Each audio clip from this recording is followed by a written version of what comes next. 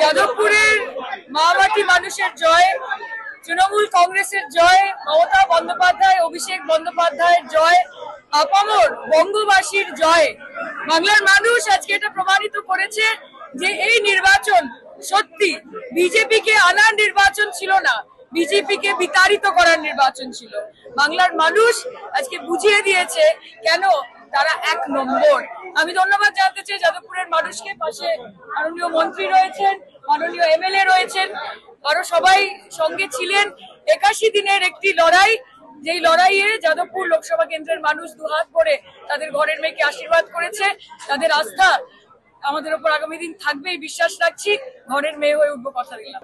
মমতা ব্যানার্জি, অভিষেক ব্যানার্জি, তৃণমূল কংগ্রেসের সংগঠন, মানুষের আস্থা, উন্নয়নমূলক এবং বাংলাকে এক রাখার, বাংলাকে মিলিত রাখার এই প্রয়াস, বাংলাকে ভাগাভাগি না হতে দেওয়ার এই প্রয়াস বাংলার মানুষকে এক জায়গায় নিয়ে এসেছে। ভাঙড়ে আমরা এখন অব্দি প্রায় 81,000 ভোটে আমরা লিড করেছি। আপনারা জানেন যে 2021 সালে -26,000 মতো ফিগার ছিল। ভাঙড়ের মানুষ দুহাত ভরে আশীর্বাদ করেছেন।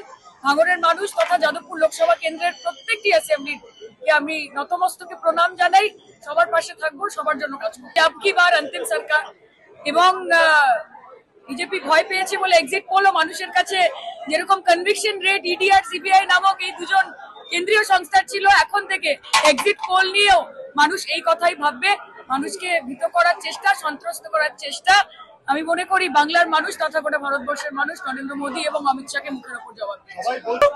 মানুষ আশীর্বাদ করেছেন। আমার মনে হয় এত বছর ছোট থেকে যখন রাজনীতি করেছি সিপিএম এর রিগিং দেখেছি, এবার তো দেখলাম যে এক্সিট পোলেও রিগিং হয়, সেটা আপনারা করে দেখালেন। আর মিডিয়ার যে পাবলিকেশন, যারা সেই সেকুলারিস্ট যারা এগুলো করেন, আমার মনে হয় একবার বাংলায় আসুন, আমরা অবৈধ নিই, কোনো পয়সা নেবো না, তাদের শিখিয়ে দেবো যে বাংলার মানুষ কি চায়। বাংলার মানুষের মনে আস্থায়, ভরসায়, বিশ্বাসে মমতা ব্যানার্জি আছে। অভিষেক বন্দ্যোপাধ্যায় আমাদের সর্বভারতীয় সাধারণ সম্পাদক, তিনি আমাদের সাংগঠনিক প্রধান। তিনি যেভাবে দল ঠিক করবেন তিনিও যাবেন। এবং আমরা যেটা বলতে চাই, আমরা বাংলার মানুষকে নতমস্তকে প্রণাম করতে চাই। বাংলার প্রতি বঞ্চনা, বাংলার মানুষকে অপমান, বাংলার মানুষের প্রতি অবহেলা, তার জবাব বাংলার মানুষ দিয়েছে। বঞ্চনা করে সিবিআই, ইডি, ইনকাম ট্যাক্স দিয়ে বাংলার মানুষকে দবিয়ে রাখা যায় না, মানুষ সেটা প্রমাণ করছে।